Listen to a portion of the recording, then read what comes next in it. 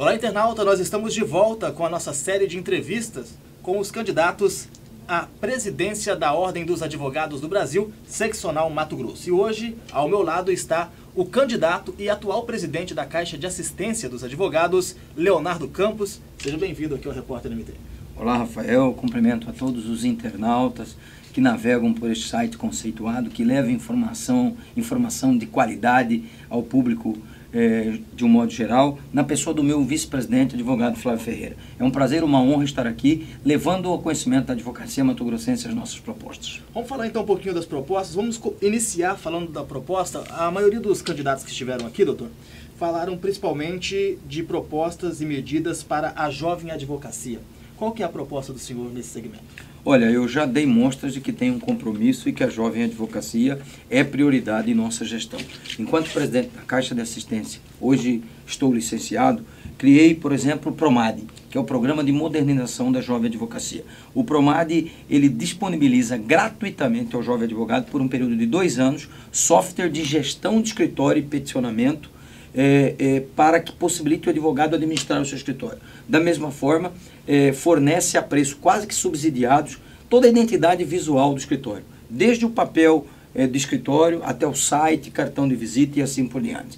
Na nossa gestão, se eleitos formos presidente da OAB, e tenho convicção que o seremos, nós também trataremos o jovem advogado como prioridade. Nós implantaremos aqui o Plano Nacional de Valorização da Jovem Advocacia, que possui uma série de diretrizes que visam, dentre outras coisas, inserir o jovem advogado no mercado de trabalho. Tenho dito que ao longo dos anos que passamos na faculdade, nós não somos treinados ou preparados para administrar o nosso escritório. Nós somos treinados e preparados para peticionar, para defender o nosso cliente.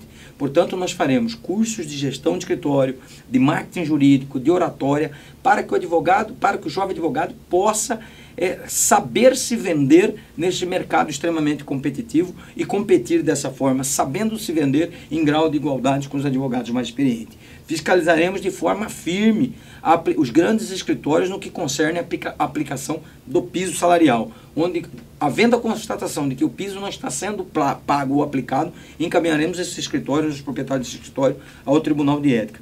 Da mesma forma, toda vez que houver uma violação às prerrogativas do jovem advogado, em alguma delegacia, por exemplo, fora, etc., nós solicitaremos o acompanhamento da Comissão de Jovem Advogado para saber se essa ofensa se deu em razão do profissional ser jovem advogado e, portanto, menos experiente. E, havendo essa ofensa dessa natureza, aí sim, ingressaremos com as medidas correcionais e as medidas judiciais cabíveis para combater. O jovem advogado, portanto, é prioridade em nossa gestão. E temos uma proposta que quero reativar e implantar. Já fiz isso como presidente da Caixa, que através de um convênio nacional de todas as caixas e o Conselho Federal com a Caixa Econômica Federal, nós fornecemos taxas de créditos com taxas de juros mais baratas.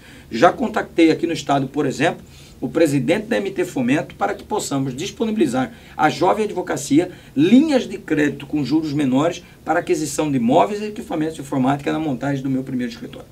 Gestão administrativa, transparência. Pode falar para a gente qual é a proposta, senhor? Nós temos algumas propostas inovadoras. Quero deixar bem claro que nesses últimos 6 anos, enquanto estive presidente da Caixa de Assistência, todas as nossas contas foram aprovadas sem ressalvas e com louvor, tanto pelo Conselho Seccional como pelo Conselho Federal da Ordem, as contas da Caixa de Assistência. Ou seja, é a reafirmação ou a afirmação de que o dinheiro do advogado está sendo aplicado com transparência na Caixa de Assistência. Quero levar e ampliar isso para a Ordem. Tudo aquilo que vier para contribuir com a ampla transparência na Ordem, nós aplicaremos. Uma prova disso é que faremos teste seletivo para a contratação de colaboradores e implantaremos as compras por pregão eletrônico. Esse pregão eletrônico permitirá uma maior publicidade para que haja uma maior participação dos fornecedores e, via de consequência, uma maior economicidade aos cofres da instituição. Em relação aos advogados do interior, como fazer para chegar a todos, principalmente nos 141 municípios do estado? Os 141 municípios do estado são atendidos através de 29 subseções. Eu tratarei a Ordem como tratei a Caixa. Hoje eu tenho o apoio de 29 dos 24 presidentes do interior. Na nossa candidatura tem apoio de 27 dos 29 delegados de Caixa. Qual o porquê disso? pelo trabalho que prestamos à frente da Caixa de Assistência. Quando assumi a Caixa de Assistência, nós tínhamos dois pilares básicos, duas premissas básicas, melhor dizendo, do internauta. A primeira delas era que a Caixa fosse essencial na vida do advogado, que ela fosse fundamental. Hoje não há, posso garantir, um advogado sequer no estado de Mato Grosso que não tenha utilizado de um ou outro benefício da Caixa de Assistência ou serviço. O segundo pilar era que, como a anuidade do advogado da capital é a mesma que do advogado do interior, esse advogado do interior tem os direitos de usufruir dos mesmos benefícios colocados à disposição do advogado da capital. E isso encerra o nosso ciclo à frente da Caixa de Assistência com a consciência do dever cumprido. Levamos todos os benefícios da Caixa concedidos ao advogado da capital ao advogado do interior. É assim que quero tratar a ordem, levando uma ordem cada vez mais presente no interior do Estado. E por isso tem esse apoio maciço das subseções, dos presidentes e dos delegados. Por quê? Porque sou um advogado antenado com os anseios do interior do Estado. Sou o único diretor, por exemplo, nesses últimos 6 anos, que teve por mais de uma vez e conhece a advocacia de Vila Rica ao Araguaia. Conheço todos os extremos do nosso estado de Mato Grosso. E percebo que, pela distância da capital, o advogado do interior é o que mais sofre com a deficiência do Poder Judiciário, com a falta de juiz, com a falta de servidores, com a falta de estrutura física e de internet nos fóruns.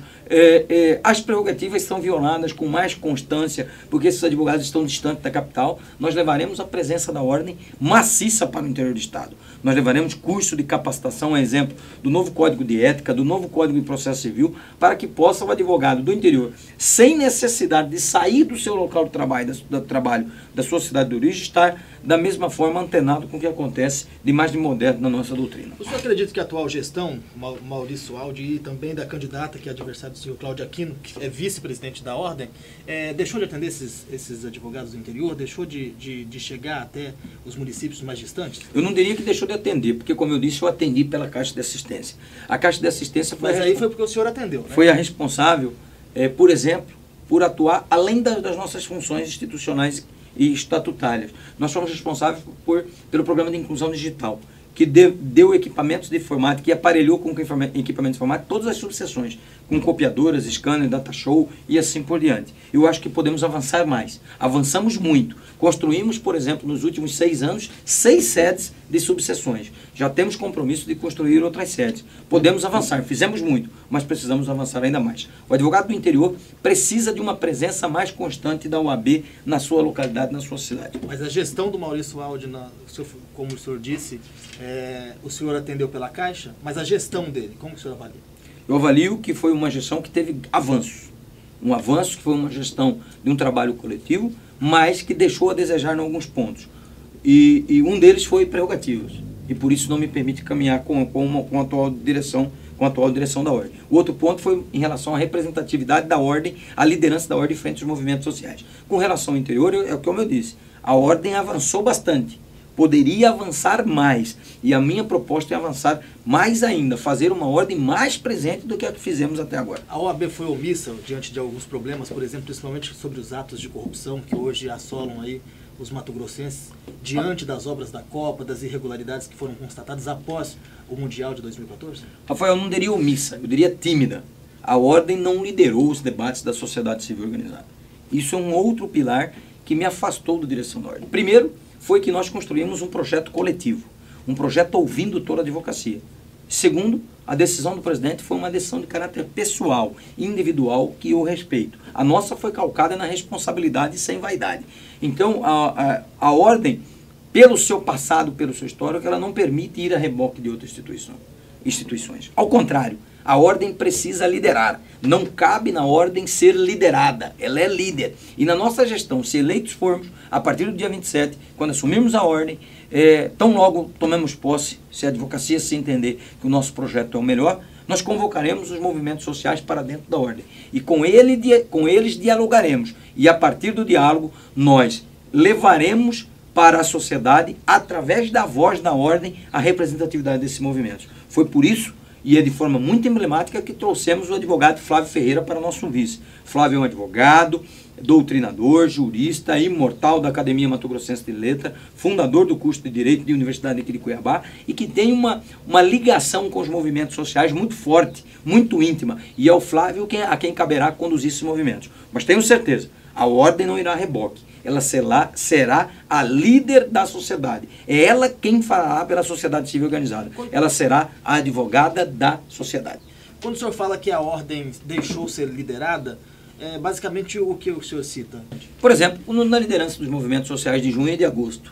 A ordem não liderou esses movimentos. A ordem foi a reboque, com todo respeito, do CDL, do movimento Muda Brasil. Não, era a ordem quem tinha que estar dando o tom do debate. Era a ordem quem tinha que apresentar, e por isso eu disse que ela foi extremamente tímida, quais as proposições que a sociedade civil esperava dos órgãos de controle, Tribunal de Contas do Estado, Tribunal de Contas da União, Ministério Público Federal, Ministério Público Estadual, e não apenas irmos no calor da multidão, seguindo a multidão. É o contrário, é a multidão que tem que seguir a ordem. É a ordem que tem que ser o farol, a ordem que tem que ser o porta-voz. É isso que nós queremos e colocaremos novamente no plano de gestão como a responsabilidade nossa de liderar esses movimentos. Alguns candidatos à presidência apontou que o senhor fez campanha extemporânea diante do cargo que o senhor ocupa na Caixa de Assistência.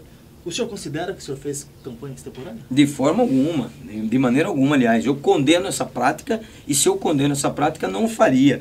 Tanto é que para me dedicar integralmente à campanha e em razão da Caixa dedicação quase que exclusiva e para não prejudicar o andamento da Caixa de Assistência, me licenciei. Porém, licenciei na forma do estatuto, sem fazer disso um palanque eleitoreiro como os meus adversários fizeram, principalmente os dois que estão na gestão, a candidato e o conselheiro que também é candidato. Eu não, me licenciei porque entendi que devia, por incompatibilidade das agendas de candidato com a de representatividade da Caixa de Assistência, me afastar. Eles confundem prestação de serviço ao longo do nosso mandato com o uso da máquina. Ora, se a Caixa de Assistência não presta o serviço, ela foi omissa. Se levamos o serviço ao interior, ao advogado da capital, estamos usando a Caixa como máquina de campanha. Não dá para entender essa reivindicação apenas no processo eleitoral. Isso é falta de proposta. Isso é falta de um debate de alto nível que a advocacia espera. Eu não baixarei o nível da campanha.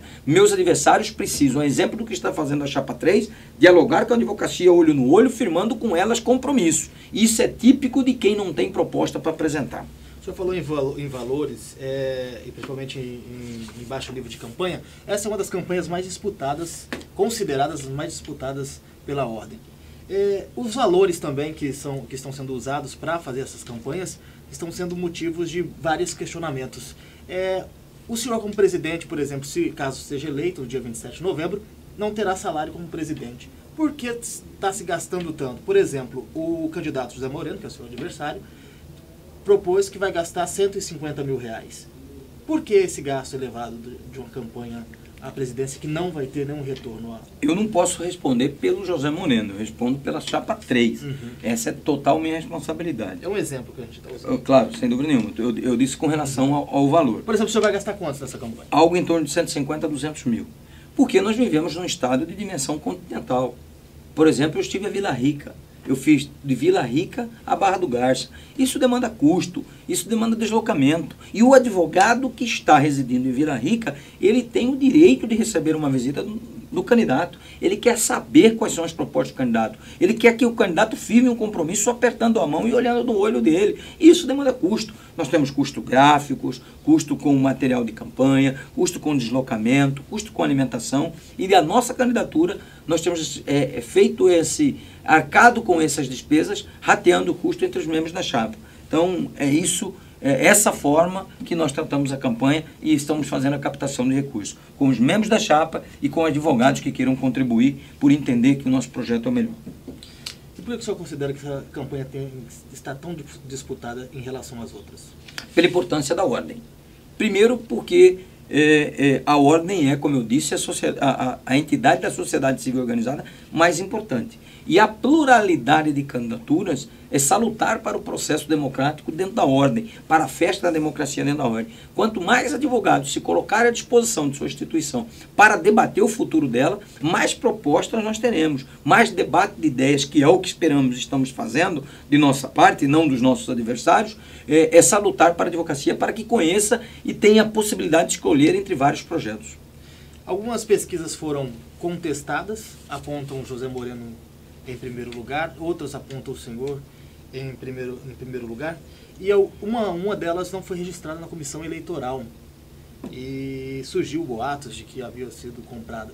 Como que o senhor avalia essas pesquisas? O senhor acredita nas pesquisas? O senhor acredita que não está havendo esse tipo de jogo por trás das campanhas? Como que o senhor avalia essa questão? Olha, é uma prática repudiável. Tudo aquilo que nós condenamos na política partidária, alguns tentam fazer na política de ódio. Exemplo dessa pesquisa desse candidato que você se referiu, que foi amplamente desmascarada, foi amplamente noticiada a montagem com fotos de que o dono do instituto apoia o candidato José Moreno, que era ligado a um ex-deputado. Então, essa pesquisa que apontou o candidato José Moreno não teve credibilidade de alguma e a advocacia sequer levou em consideração. E a pesquisa que nos apontem como liderança, primeiro quero deixar claro que não contratei pesquisa. Eu tenho feito uma campanha olho a olho com o advogado, tete a tete com a advocacia. A pesquisa não foi contratada por mim, eu não contratei instituto de pesquisa. Essa pesquisa, ao que me consta, foi devidamente registrada na OAB, portanto, a pesquisa que aponta a nossa liderança, salvo o melhor juízo, como não sou eu o contratante da pesquisa, mas sim me parece que foi um site e o próprio instituto, ou não sei como funciona, cumpriu os requisitos legais para serem divulgados. E essa pesquisa, a pesquisa que me interessa é a pesquisa com a advocacia. É o olho a olho na advocacia. Esses números que nos mostraram na frente apenas vêm reafirmar que o nosso projeto é o projeto que está em sintonia com a advocacia.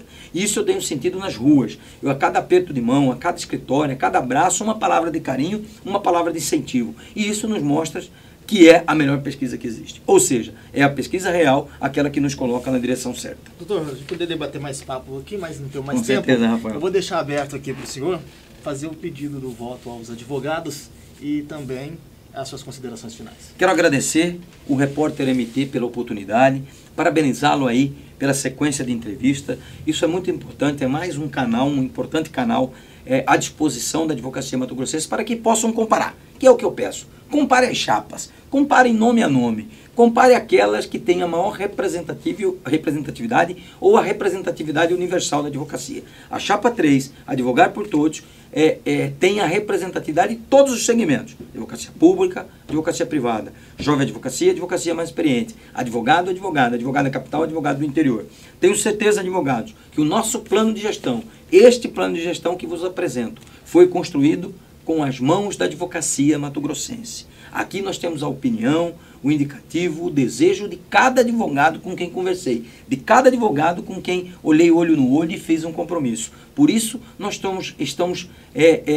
me faz pensar e acreditar que estamos no caminho certo, porque aqui está positivado o alicerce e o desejo da advocacia, que é que sua instituição o acolha, que a sua instituição devolva o respeito ao advogado no exercício diário de nossa profissão. Nós defenderemos o advogado, nós temos propostas concretas, execuíveis e, mais que isso, coragem para defender o advogado. Por isso peço que, sábio como são os advogados mato-grossenses, façam a comparação e comparem e escolham entre aqueles que têm propostas execuíveis e coragem para executá-las. A chapa 3 eu não tenho dúvida nenhuma.